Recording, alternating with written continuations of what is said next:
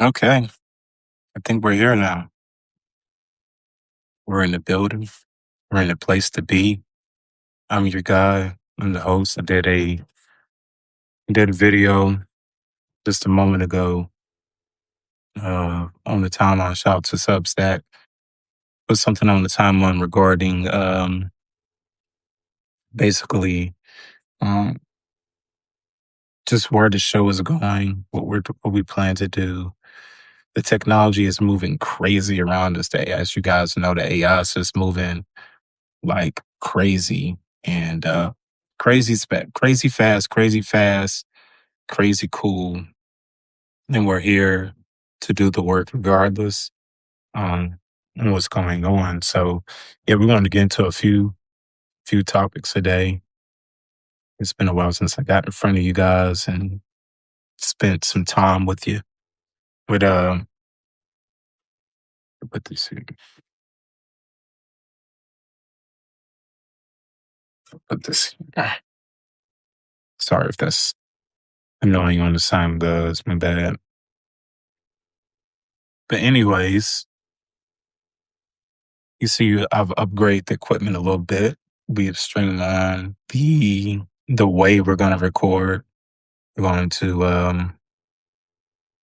we're gonna do it efficiently. So I'm your host. Welcome to Meet the Innovators Radio, the podcast. I'm your guy, the Namaste one, the XYZ, the auto one, the frozen one. It's been, kind of like the frozen type shit. I'm quite not the chosen one these days sometimes. It is what it is. Um, but we strive and we're here.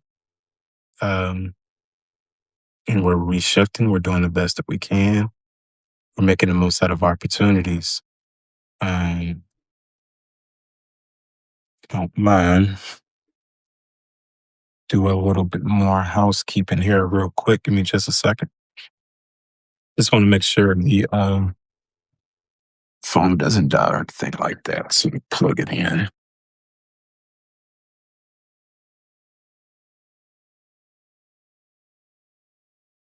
Yeah, still going. Good to go. Green lights all across the board. Yes, sir. Like that. So yeah, thank you guys for your patience. We got some more interviews that you'll see be dropping throughout the rest of the month. Up to July. There's a lot of positive changes that are happening. There's a lot of changes that we cannot control that are happening as well. And there's ways that I'm actually being stretched as a human being as well. So, um,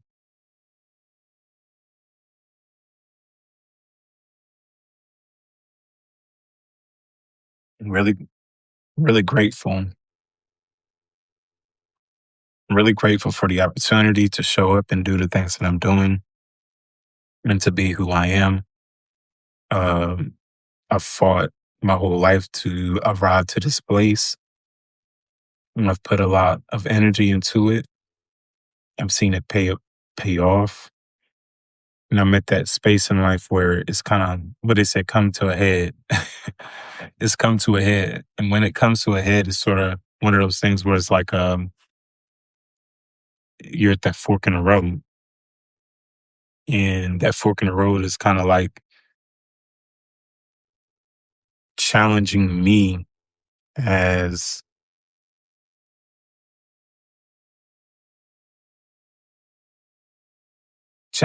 a man first. In what ways am I made of? And what am I providing to the game? So we'll get to that on the back half of this particular broadcast, with it being Men's Mental Health Month. And happy Pride to everybody who's celebrating Pride. We'll get to that. Um, Pride is a very special time. And those who've been celebrating, we want them to feel honored. We want you to feel heard and seen. So, um, we've had we've had an interesting June, if you could say the least, right? Getting right into it. This is your platform for amplifying Black voices in the creative arts. I'm your host, should be well known as Stay.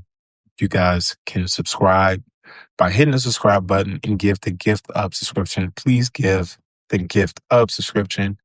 Tell people about the show, what resonates with you, anything that you heard. I'm always open to even being challenged on some of the things that you may hear. Um, I'm here to grow. I'm here to be my best self. Um, so you know, we've seen June kind of it's getting up out of here. Word to Joe Budden, and there's a lot of things that have been um, there's been a lot of things that have been happening in this month of June. Uh, I started out the month. Shout out to my boy, Love Mister. Shout out to Love Misters and the gang. And he hopefully is going to get into StreamerU. Shout out to everything that's happening over there at StreamerU. Um, it's been going throughout the Columbus area, passing out Tone. I don't know if you guys have seen Tone. Tone, do I have some Tone?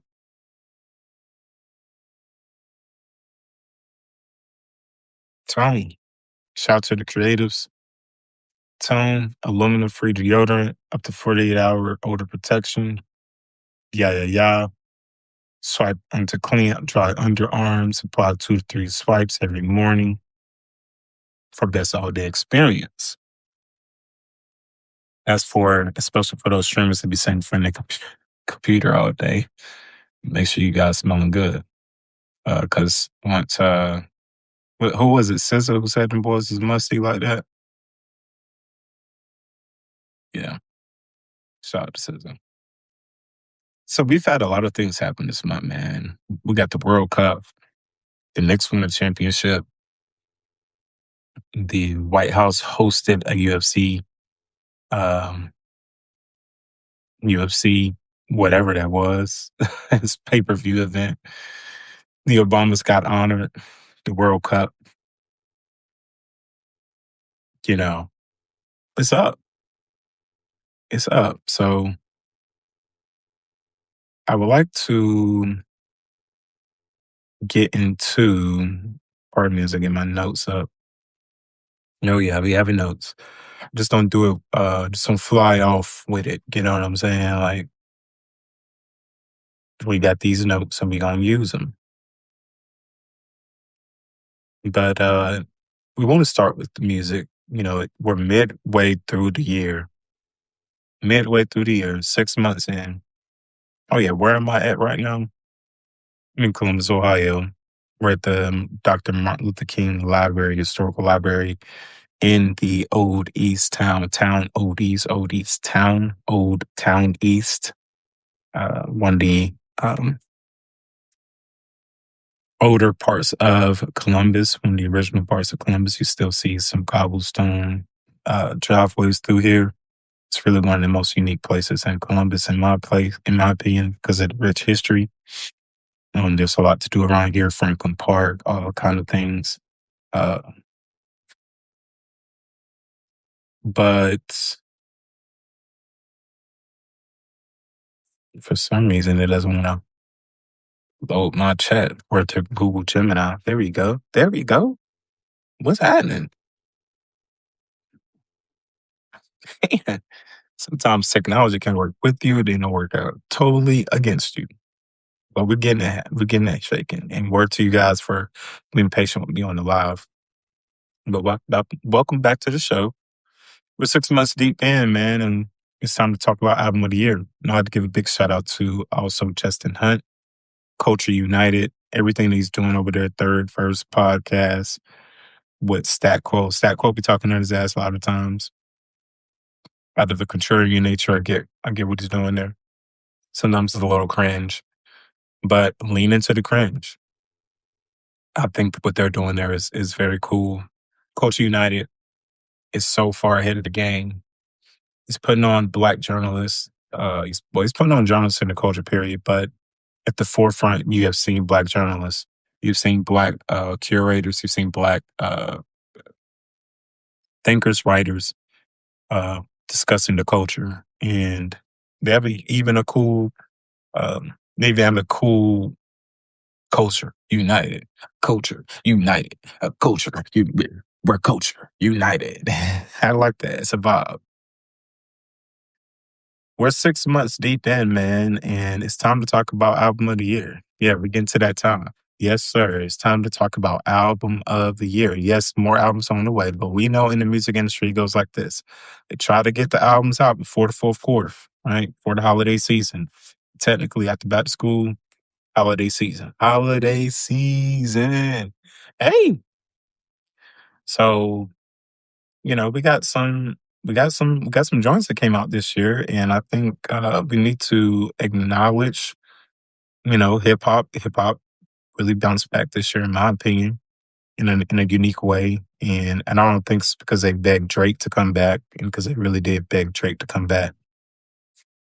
I really do think it's because we have a breath of fresh young talent that's been breathed into the system now, breathed into the game, and it's given us the opportunity to have a more diverse palette of hip hop music, R&B music, and whatnot. You got Iceman that's going to be up there. Is dominating in the billboards. Songs on the charts, people playing it. Can't deny. Drake is not uh, my favorite artist at this stage of my life, but he makes hits. He makes things that people enjoy, and to see him at 40 years old still be quite relevant, like in a way where we really haven't seen before. Like, uh, the youth culture is playing Drake. It's not like we got the divide where they're like, oh, that's that old folks music. Drake, he's defied that, and you can say maybe because the subject matter is always elementary or whatever the case may be, but it works. We'll talk about OVO being in debt on some other time. That's not the purpose of this. We're focusing right on the music. We're not going to focus too much on the business in this particular broadcast. But Iceman is up there. You have Don Tolliver, which is my favorite project. See, I got the merch. Got my Octane shit. Got my Octane shit on. You see it. See Octane London. I was out there, man, and let me tell you, those kids, they were moshing, they were vibing. Why would I play what it was? Why would I play when I know it's just slap?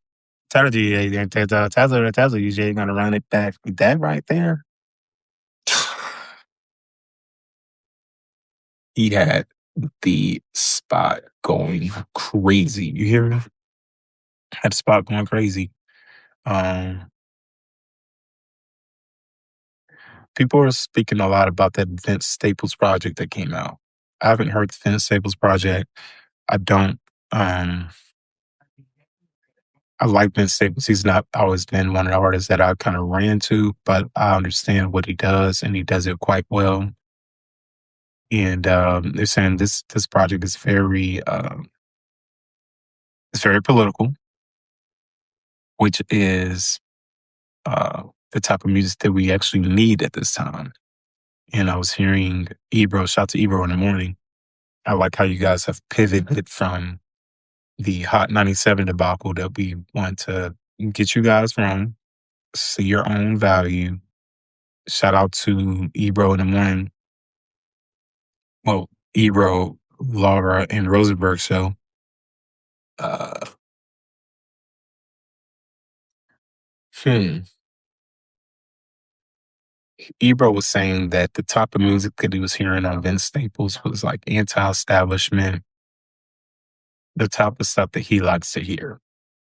Real lyricism, obviously, and dealing with the times that we're in. So Vince Staples, just on subject matter, it should be one of those albums that's mentioned. Don Toliver should be one of those albums that's mentioned. Iceman is going to get one of those looks. I don't think Made to Honor Habibti is hit on the same level. I believe those crowds are still very niche. They like that particular version of Drake. But for him to drop it and still stay out there and do it, and I hear people saying, he just had to get out of his deal. We don't know that, man. We don't know that. We have no idea. From what we're hearing, he might be even re-upping the deal. And then we hear that he's in debt, the label's in debt. So, that's what they're trying to sell State. Well, not State the company, but their stake in OVO. But my thing is like, that doesn't matter as long as the music is hitting. Let the people handle it, the business that handle it, and let the people who do the things that do what they need to do those things as well. So, uh, you know, Dust is my favorite joint off that Drake. Go blow the dust off your tracks. It's hard, hard body, hard body. Like yeesh. Now I'm not with the plot twist, and encouraging dudes to throw up sets and stuff because you're gonna get people like in a bond or they repping something that they ain't really about. You better never for that. And I don't mean like when Drake goes into his I'm a gangster type bag. Even if you own some shit, man, like if you build a fan base off of like basically, making kids bop hits, really like hits for on the kids bop level, like now you're in this lane. It comes off kind of like, okay, what are we doing? But it's resonating with the people and they're fucking with it. So, you know, uh, I still have Don Toliver personally as album of the year. Tierra Whack is about to drop Wax Museum. Tierra Whack is hella dope, y'all. And the women been carrying it. We don't want to make this women versus men. We just want to talk about MCs. And Tierra Whack is one of those MCs. We know Lotto dropped this year, gave us different content. We know that I think Mona Leo dropped as well. All the non-blacks to the back, all of that. And put you down, put you on, all that. Heat rocks. So I'm curious to see what the coach is going to head to. But my album of the year right now, I have Don Toliver. The Cole's project, J. Cole's project, is up there too. I stopped playing it after the interviews. I felt like the interviews did not do him justice. I felt like, and I was, we was early on the game. We go run those episodes back, get ready with me. I'm getting ready, and we talk about Cole being a little disingenuous. And I think that came back to bite him in the butt. Because if it did not bite him in the butt, you'll start seeing numbers on how well the album is doing. And we really haven't seen that kind of buzz, you know what I mean, after the first couple weeks, or maybe even the first month, it's sort of been quiet. So I think that it goes to tell you, sometimes you can't put your foot in your mouth in this media shit. We'll get to that a little bit more. June has been one of those months, man. It's been one of those months. Yesterday was summer solstice, so it's the longest day of the year. And when it's sunlight, I was at the park, had me a couple of brews, taking it in.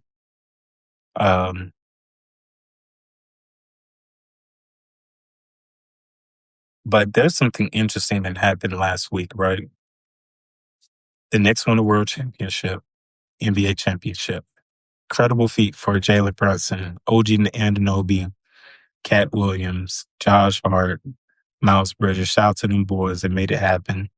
Shout out to the Villanova boys. They go from NCAA champions to NBA champions. It seems like it was written for those three guys.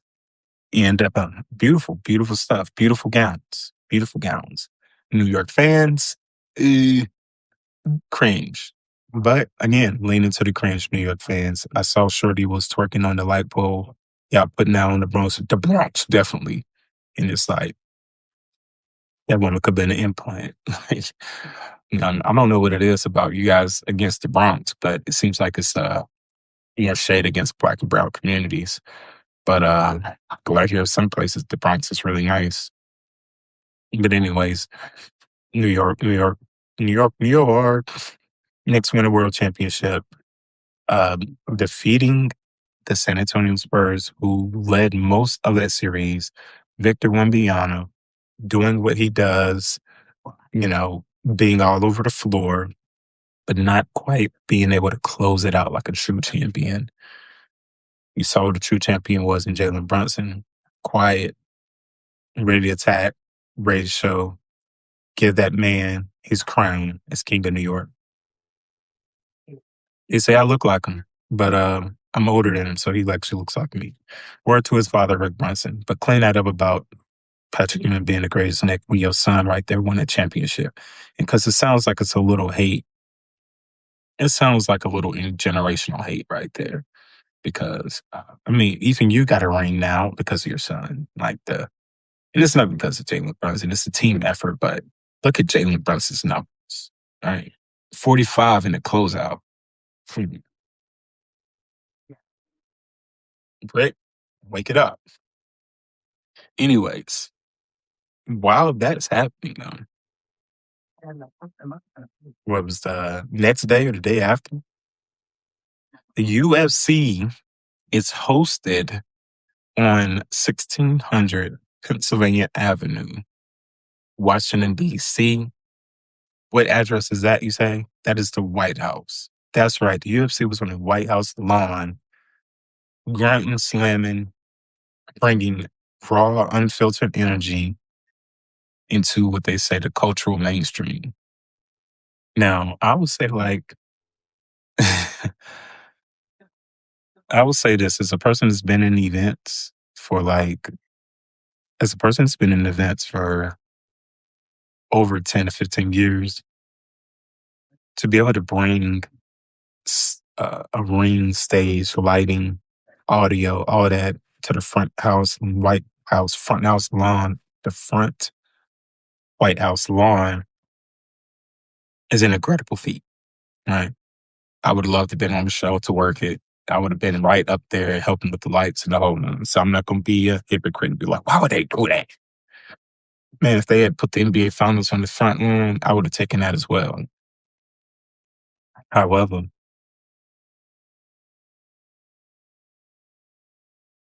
the incredible feat that it was,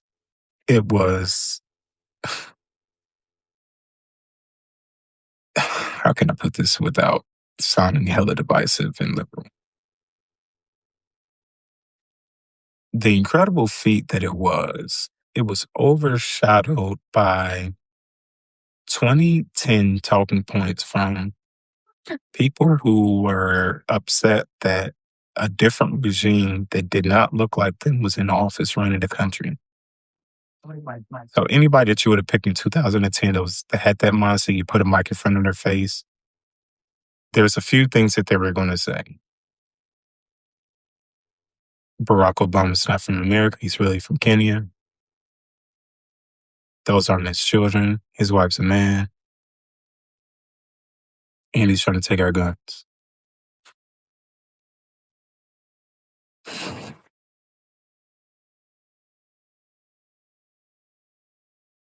I have to gather myself because as someone that worked in the initial campaign, shout out to Quentin James, shout out to Obama, Change for America, Hope for America, early 2000s. I was a teenager learning collective action, learning group economics, learning group theory, learning on how to leverage small amounts of money into a major putt. We set that record. I don't think it's been broken since for the most donations under $25, being that the poor the low income, disenfranchised, put their money into this campaign, the real people, seeing those things happen and being part of it, was something I can't to this day, buy back. I really can't. Like um, it's one of those things where I'm happy that I was involved. I'm happy that I had a part and I was able to learn. And shout out to Quentin James for inviting me when I was who was younger than me, invited me there to be a part of it. And it's historical. We would never see anything like that again. I'm telling you. Uh, and to see what he went through in his presidency and all the backlash and whatnot, something that we all expected, something we all knew. And for him to really handle it with grace, uh, and contrary to popular belief, he did a lot for Black and Brown communities, from payday loans, uh, really aggressively saying, you know, to cut down payday loans in the community, for him to mentally push us men into analyzing ourselves as Black men and what we're bringing to the workforce and the workspace, because we knew we had presidents in office that represented us, at least in looks, demographic, representation. And even though now representation politics does not seem like it's as important, it was very important in that late 90s, early 2000s. Uh, and that ripple effect it gave way to a changing of the guard in management. We saw over that next 10 years after that, we've seen more African Americans, more Black, Indigenous, more Brown and Black community individuals getting hired in management positions. Now, since there's been a new administration, has there been a backlash? Yes. I think this is one of the examples here. Um, but for them to have their event the next day, the unveiling happened literally the next day after this event. After hearing again your wife get humiliated in front of a rabid audience that was looking for, like, first of all, you're on the White House lawn, you're on the lawn of the most powerful office in the country and maybe the world, and the first person that's on your mind is someone who's not in office. I think that's just like that's so poetic, right? Only for the next day, the person that you were speaking about, we're talking about First Lady Michelle Obama, for her to give an arousing call to order speech yet again, dedicating her family name to this presidential center in Chicago, the city that they got started in, to see the Roots come out there, to see Common come out there, Bruce Springsteen to come out there. You could feel the difference between something being historic and powerful in a clown show. Right? You got chaos on one end, and you got just dignified excellence on the other. Now, it's sad that we have to say, has the Obamas done everything that we wanted and this, that, and the third? No. What president has? But I can tell you, out of the other ones that have ran, he was the closest one that got something done for us and represented us and challenged the authority and actually made sure America stayed challenged. So, you know, and to much of the credit of First Lady Michelle Obama, she has, for the most part, stayed apolitical. She hasn't been as divisive with her speech. She has, kept her mindset focused on, you know, uh, doing things the right way, being a woman of class. She's on her fashion. She hasn't once come out to try to defend her sexuality or leak a sex tape just to prove that she's who she says she is. Like, just a model citizen. And I like that she hasn't ran for office. I like that she's just doing her thing. Like, just do your thing, First Lady. You've done quite well, and we should support you. We do support you over here at MTI Radio for sure. But it's just like that is just like so funny. It's just like when, New York wins the world, NBA title. It's a very New York thing, and you look out at their fan base, they're mentally losing it. They're just like, oh, you would think they laced up. And I get like these are people who are lifelong like Knicks fans who've never seen them win, and now they see them win. But there's some people who they're taking the energy to the streets, like they're just like they need something to spaz out about, so it's going to be the Knicks. Uh, First, it's like the World Cup, right? The World Cup, a very diverse palette of of just ethnicities, right? Nationalities coming together to compete over a sport. And you see the dominance of Black and brown communities, no matter how separate they are linguistically or by colonistic cultures, you can see them come together and still have a same competitive spirit and compete with joys. Now we know some of these governments, they put a lot on these games, and some of the guys are out there kicking that ball for their life. And but let's just keep all things equal on this broadcast by saying that for what we've seen and what we've been allowed to see, it's been quite peaceful.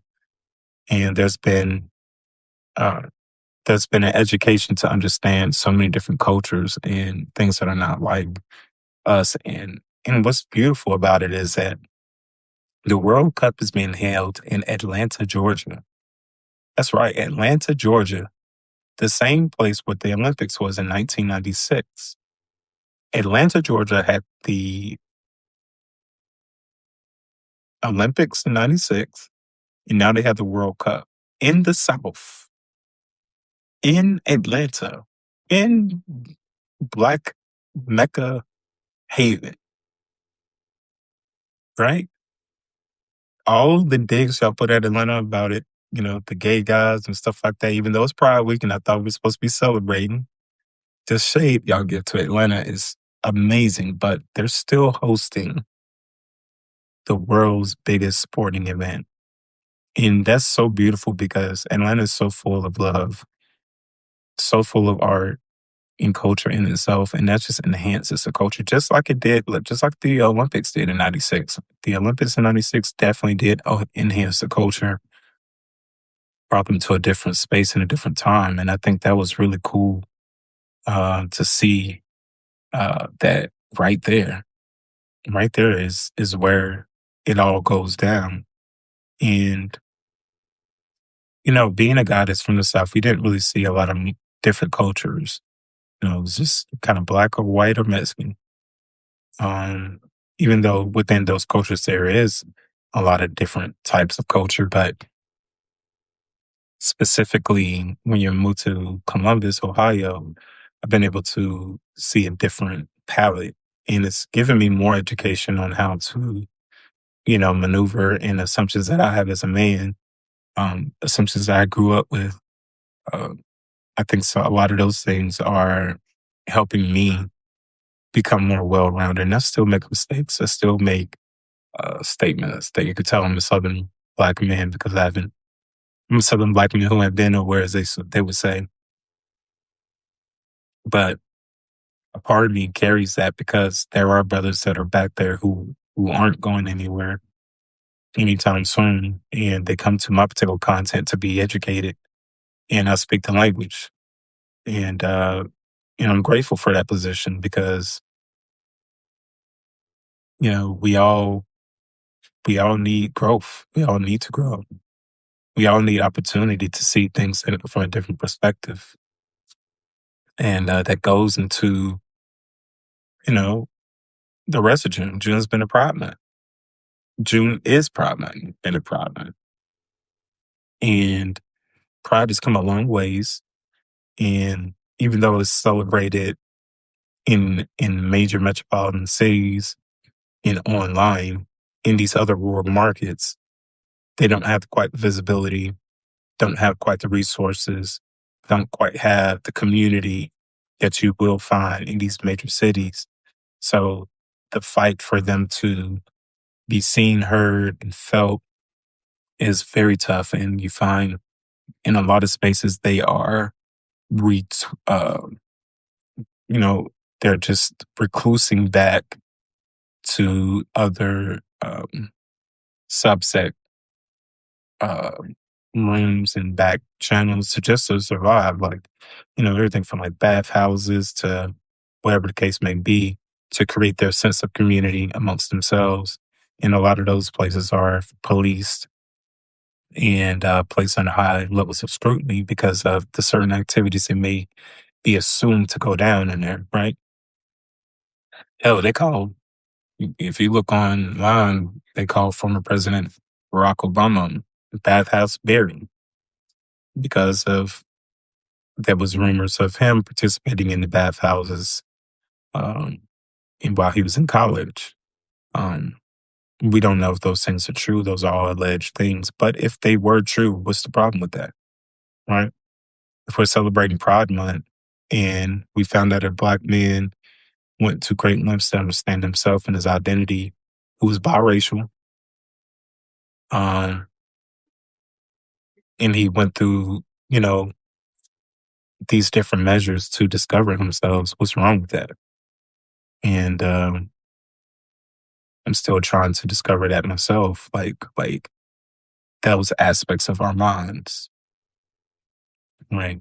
In Pride Month, because this is the month where you're supposed to stand loudly and proud. I myself, I've been in sexual situations where it's not been one on one with just a woman.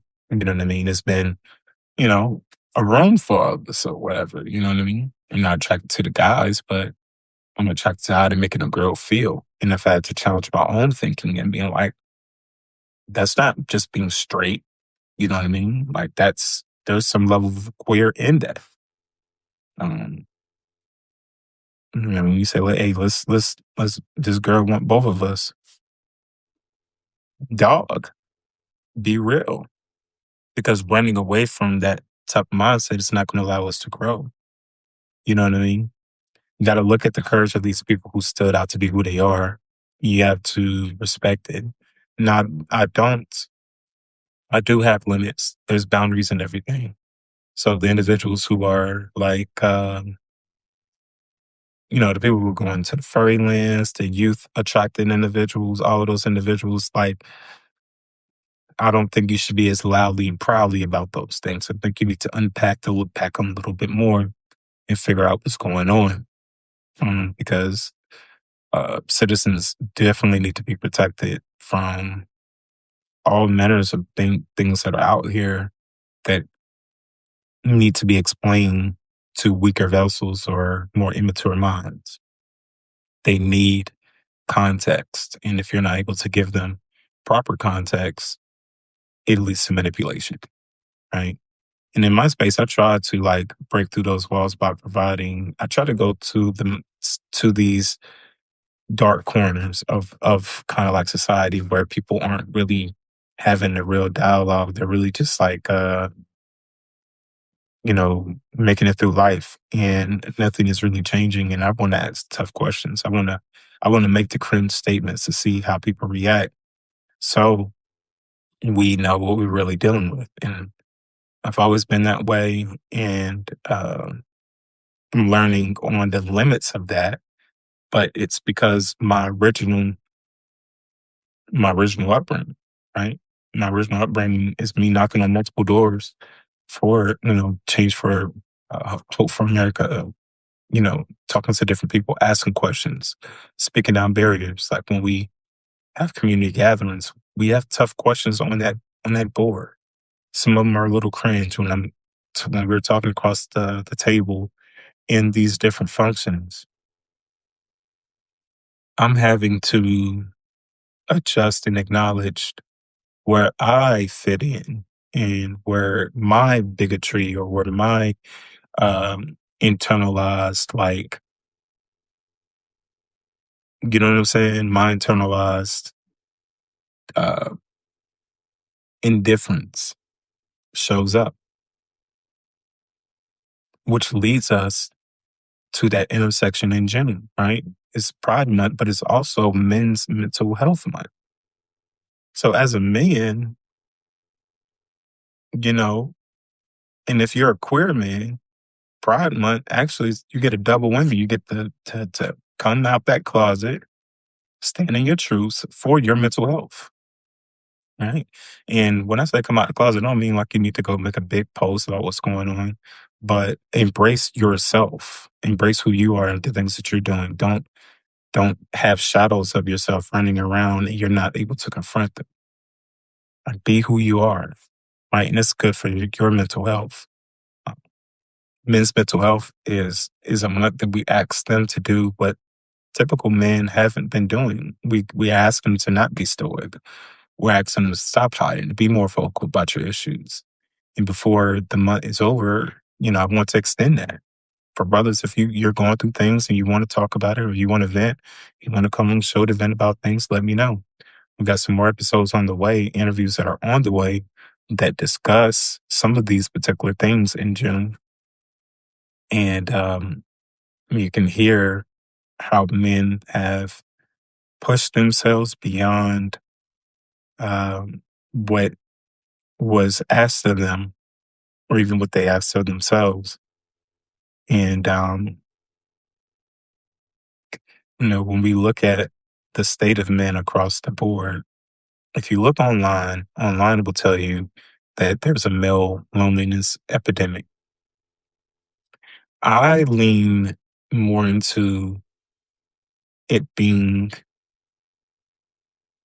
men having to recalibrate to the time space that we're in because it's not the time space that their father or their grandfather lived. So the advice that they got from those older generations, some of that advice has been toxic and they've happened to rediscover what it means. As they're continuing to chip at the patriarchy, men are having to decide how they show up in other people's lives and the things that are important to them then, right? Uh, and I think like that's where it's different compared to Thomas Pass. You know,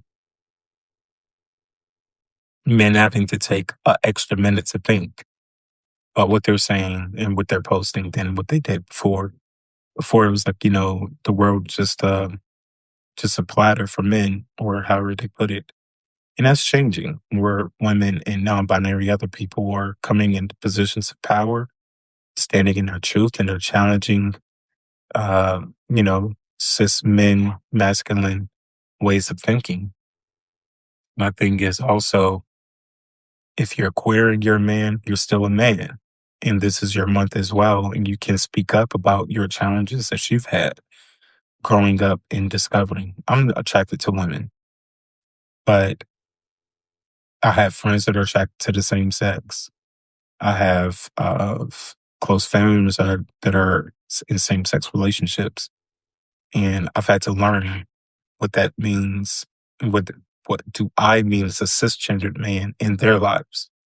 And I've put my foot in my mouth a few times. That just comes with it whenever you're living in authenticity and boldness. Putting your foot in your mouth and not playing it safe is the best way to go for me specifically. And I've said multiple times where, the world doesn't care about what a man feels like or what he does unless he's gay. Then they want to hear. And those things aren't right to say, but it's come from a real place.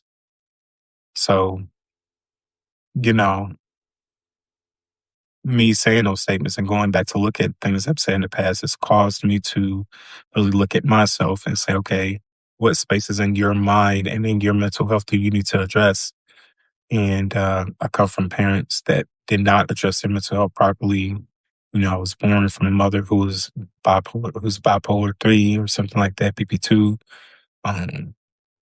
and, a father who was never diagnosed, but, has made uh, tons of decisions over times that has impacted the women in our life, has impacted his children, and has impacted his position as a father to a point where our relationship has become strained because of the treatment, not necessarily that he's given me, but the treatment that I've seen him do to other people. Because it was like, if I see you do that to other people, I know it's going to be on my turn and not to get away from that energy. And if I want to grow as a man, I have to get from that energy that is stymieing me from my growth potential. And I say that as a 40-year-old man, like at my midlife, coming to these realizations have been quite tough. But I push myself because I want to be my best for me, right? I'm going to look in the mirror and be proud of that person. And there are times where it's not happened. There's times where I've been very proud. And there's times where something has ended or has not worked out even recently. And it's because of the things that I've said.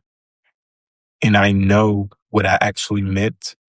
And I know from the intent that I said it, but I was being misunderstood from a perspective of not that, hey, let me understand what you mean more, but I don't like this person. So whatever they say, I'm going to already just dismiss it. I'm going to take it on this end.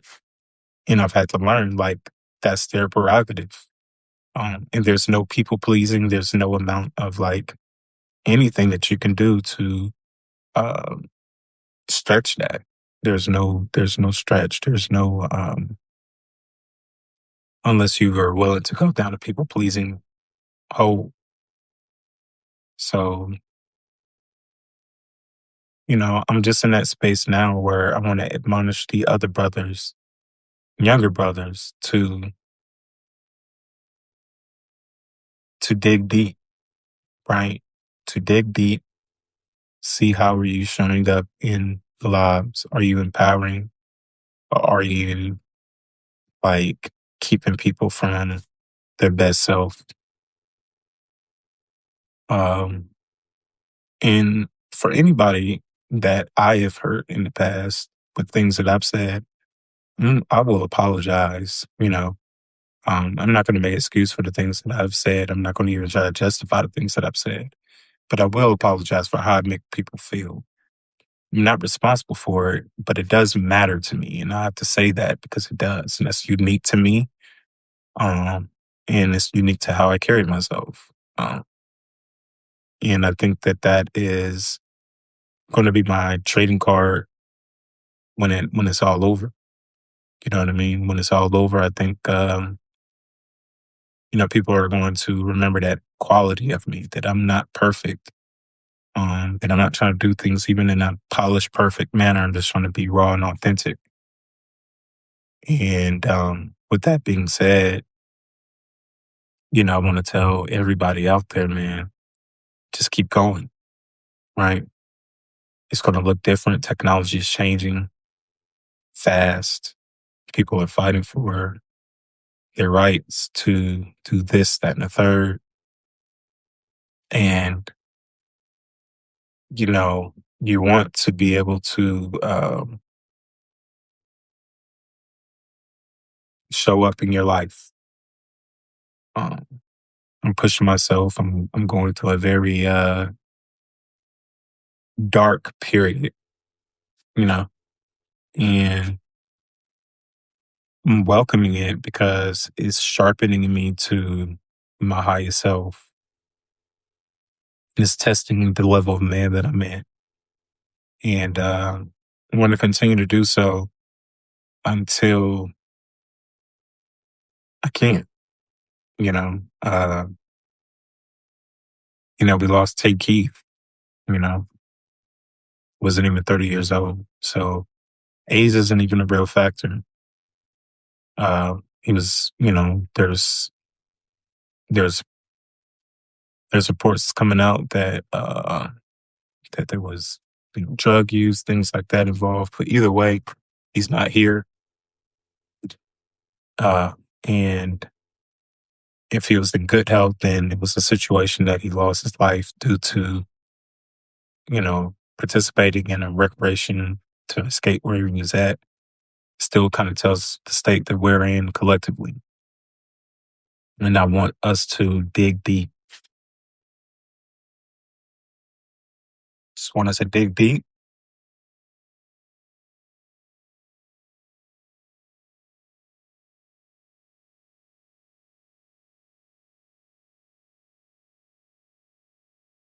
Moment of silence was for Tay, other brothers who have lost their life. It should be here. Uh, Ending this on a lighter note, a solid Juneteenth celebrations across the country, and I'm just so proud of how our community shows up. The bicker over the colors of a flag, guys, that's going to come rectify itself over time. But showing up for one another and celebrating one another is kind of all we have.